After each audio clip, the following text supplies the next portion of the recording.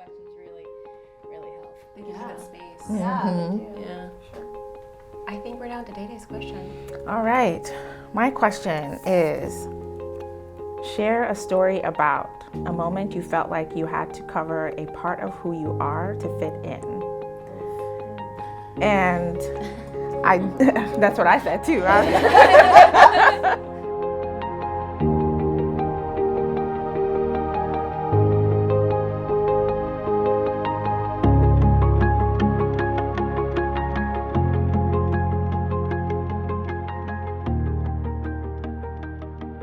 Well, before we get started, I just want to thank everyone for being here and being open-minded to come and have dinner with people that you don't know. If there was one thing that someone could remember, or that you wanted someone to remember about you, what would that be? So like, you're meeting someone for the very first time. What's the one most important thing that you want them to remember about you? I'm Raquel. I live in Baltimore, Maryland, and I think if I wanted someone to remember me after the first time meeting me, I'd want them to remember how my energy is. I hope I make people feel like my energy is a nurturing, warm hug to them. With that, Brittany, do you want to go? Sure. Sorry, I just gave your name. Yeah, so my name's Brittany. I am here from Rhode Island, and I really want people to feel seen by me. I feel like if they're going to remember one thing is that, like, she actually took the time to, like, see me and, like, know me, and that's, like, really important to me. So I'm Dédé, and I'm here today from Oakland, California. Go Black Panthers. One thing that I really want people to take away from first meeting me is my sense of sunshine. So, and openness to a certain extent, but like, I have a very non-judgmental nature. I don't care who, what, where you are from, how you identify, anything like that. And like Brittany said, instead of being seen, I want people to know that they've been heard. It's beautiful. I love that. Hi everyone, I'm Ellie. I'm from Denver, Colorado, but I'm living in Baltimore right now. And one thing I really hope people know about me is that although I'm quiet, I think that my questions are like a way for me to process. So sometimes when I'm answering with a question, it's just because I'm more curious. Love that. That's beautiful. Well, I'm Lawrence. I'm from Denver, Colorado, via Southern California and Hawaii.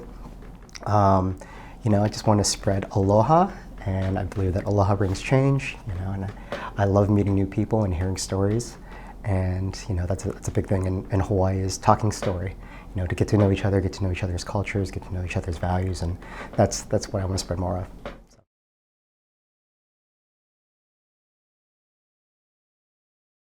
Share a story about a moment you felt like you had to cover a part of who you are to fit in. So I can't share a single story or a single moment because my entire life has felt like a series of moments where I had to hide, obfuscate, remove, change, blend in different parts of myself that didn't fit into the environments that I was currently in or that I was in at those times. And the place that I am in now, where I'm starting to get comfortable with realizing who I am, all the parts of who I am, infusing all of that into the work that I do, is a special moment in time now where I feel like all of those things that I've had to hide growing up, I never talked about having a disability because I didn't know that you were supposed to talk about it. Growing up in a West African family, you don't talk about your lacks or the difficult issues. You don't talk about problems. You don't air those things out to people who aren't part of the family. So I wouldn't tell my teachers that I was going to be sick and uncontrollably not part of the class for long periods of time. I would just disappear. Or I'd understand what they were asking me of me. For example, when I moved to the US and I was learning English, I remember distinctly in third grade having an assignment in Ithaca where I was writing about Cherokees, their history, Native Americans, because Ithaca is surrounded by Native populations. And I did it. I did my entire assignment, never turned it in. Why? Because I wasn't sure that that's what I was supposed to be doing, or that I had understood. And I would understand the words people would say to me, but I wouldn't understand the full context of what they wanted from me and what I was supposed to be doing. So I understood the context of who I was supposed to be within a West African household, but not removed and brought into a new context as an American Black girl child in the US. I was like, I don't know. I don't know. And so much is culturally understood, it's implicitly understood, that I was like, I have a white mom, a Black dad, I'm adopted, but I'm also not adopted. My dad is my real dad. My mom is my real mom, whatever that means, even though she didn't give birth to me. All of these things. I never quite knew how to place the fullness of who I was in all of the different contexts that I found myself in until recently. So I've spent a lot of time hiding, removing, chopping off, getting rid of all the pieces of myself that I didn't think fit, depending on who I was around. And only now realizing that those pieces all still fit as a puzzle. I think it's really incredible to watch you share, because as long as I've known you, you've not shared these things, right? Like, for context, Dédé and I met before she moved back to the States. She was living in Japan.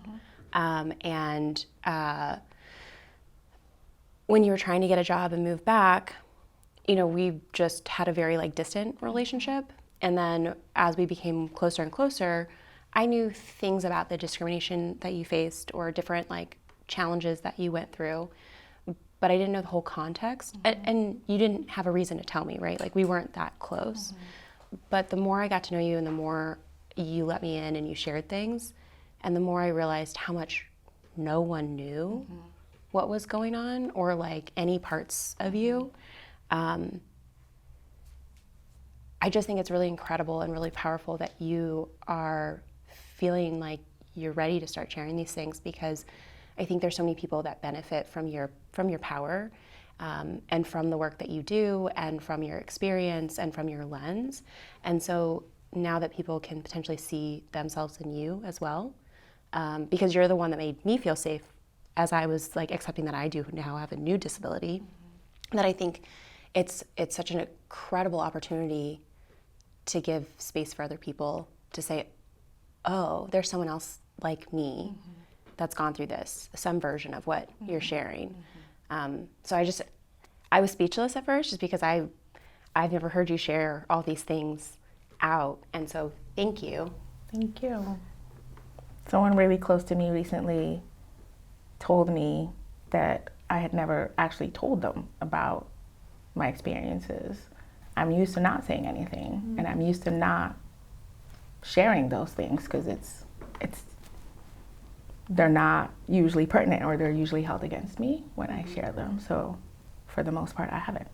So what has allowed you recently to come into this and grow from this? My rage. Seriously, I'm just I'm fed up. I'm fed up. I'm fed up. I want to just live, and I feel like I can't breathe. I can't live if I don't come to the table with all of the disparate parts of myself that I've thrown around. I can't do my work. Look what you done made me do, Lawrence. I can't do my work well. I can't express to people what it means to be an intersectional person without showing them what it means to be an intersectional person. And if I'm hiding it from myself, how are they ever going to learn what it means to be a person that lives in this kind of body? May I ask a question? So was it that like you not sharing, was it because people didn't ask you questions or ask you the right questions? They didn't ask the right questions, if they asked questions at all. For the most part, they wouldn't ask questions, but if they did ask questions, they were often ignorant, they were racist, they were sexist, and like they were to a child that couldn't figure out how to express what it was that was going on inside. And like getting asked like, oh, is that your real mom? Like, well, what's real? Yeah, what does that like mean? she's my mom. She's raising me. She loves me. She feeds me. She cares for me. Like she takes care of me when I'm sick. How is that not a real mom? And they'd be like, no, but like, is that a real mom? And I'm like, well, what else is a real mom? Did she give birth to you? No, but does that make her any less my mom? And then they try to rephrase what I said and say, oh, she's your stepmom because she's married to your dad. And I'm like, no, she's not my stepmom. My dad didn't divorce my birth mom. They were never married. So I have two moms, and they're both real. Yeah. But they didn't know how to ask the questions in a way that made sense to me. Yeah. So I just stopped. Yeah. Fair. I mean, it makes complete sense. Like, especially if you're going to be completely dismissed, even when you give an answer. Yeah. You know. So it's like. But I was just curious because if this is something that's new for you to share in this way, in this vulnerable way, now. So even as an adult, was it that people just weren't curious? Because, for example, I just met you like, 48 hours ago, if even. I already feel really connected to you. I really enjoy you, and I hope we're friends for a while. We are. Just throwing that out there. But, you know, like you mentioned having sickle cell, and it's hard to even know what to ask. Somebody who's been suffering from a disability, including you, Lia, like with everything that would happen with your eye, I find myself feeling like really, maybe selfish is the word I would use, for not asking you more about it, because I don't know how to ask. And I also don't want to bring up something that maybe you like, you know, I just don't want to rock the boat, you know, sometimes. And I'm curious. It's not for lack of desire of knowing more about your experience, but it's sometimes really difficult to know what to say or what to ask. And I think maybe if you could provide us here and this whole experience with ways for us to engage in those conversations and be more curious about what disability is, you know, especially the ones that are unseen, because your eye looks beautiful to me. Like, I would never know had I not known. And of course I would never know had I not known. And anybody who's suffering from depression, you know, like a deep loneliness, or, you know, just something else that's like hidden, how do you ask? Okay, so I feel like that's part of why we're doing the social experiment, right? Like what I've observed from my line of work and from just being someone who wants to meet new people all the time, who spent my life wanting to meet strangers, is that people don't ask because they don't want to impose, they don't want to be rude, they don't want to ask something they're not supposed to. Learning how to have healthy boundaries to say, you know what, I actually don't really want to answer that question. And that's not me being rude to you or offensive. It's just like, you asked a great question, but I just don't want to answer it. And that's okay, but I don't think we were ever taught that. I think because, I don't know about you all, but I know when I was growing up, I was taught you don't ask questions or you don't talk about politics or religion or sex or money, right? You don't talk about those things. They're off the table, because if you disagree, then you're gonna have a terrible experience. This is a horrible way to go. Thankfully, my parents didn't encourage that. Thankfully, my parents were like, ask all the questions, ask all of them. And I think because of that, we never learned how to have disagreements. It's why we're so polarized right now, right? We think if we disagree or if we believe something differently, then we're on opposite ends of the spectrum, so we must hate each other. And so if we ask a question that's inappropriate or crosses the line or not what you wanted to answer, then I am offensive and I'm rude, so I'm just not gonna ask any questions. But I think we have to meet each other halfway. So like in saying, I hope that everyone starts to ask more questions and finds their curiosity, even if you're like not sure, because you can say, I'm not sure how to ask this question, but I want you to know I care and I'm curious about your experience. And I do feel like you ask those questions a lot. You're really good at it. And not just in like our like professional dynamic, like in a friend dynamic. But then we also have to meet them halfway and we have to share. Like we have to start opening up and sharing, because that's the only way we're going to start understanding everyone's experiences, and everyone's experiences are so different. So drastically different, right? Like that's why we have high extreme depression right now, and like the rates of suicide in young people is so incredibly high because we're so isolated and alone. And so my hope is that maybe even just from this dialogue, people feel empowered to ask more questions, but also feel more empowered to share their stories. But it's also scary if you don't feel like anyone's listening. So the more we share, maybe, I don't know. So I don't want to take away from you answering that question too, but I just wanted to call that out, that it's my hope that everybody kind of tries both sides of it.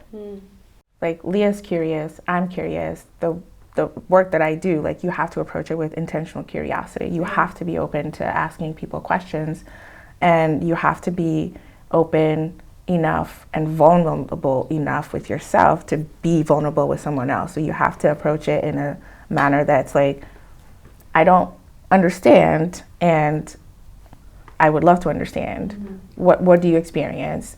Can you walk me through, if you're comfortable sharing? And I also need to then be comfortable enough to be able to say, I can walk you through within this context or right now, or if I'm not comfortable right now, it's still too fresh or too painful, but maybe at a later time we can talk about it.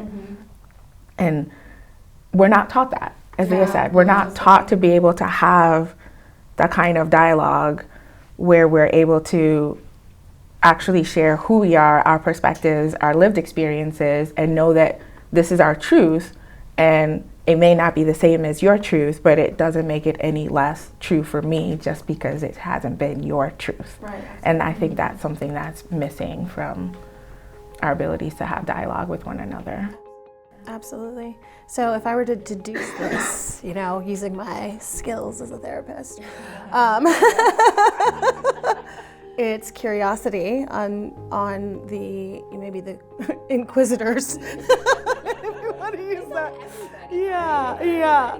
But like if I want to like ask questions that I need answers to, the curiosity piece is so powerful. That feels genuine and intentional, right?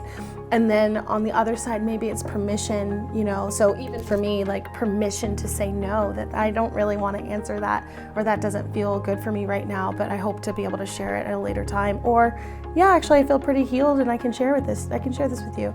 So just the permission. So permission and curiosity, it feels like the two things we need to share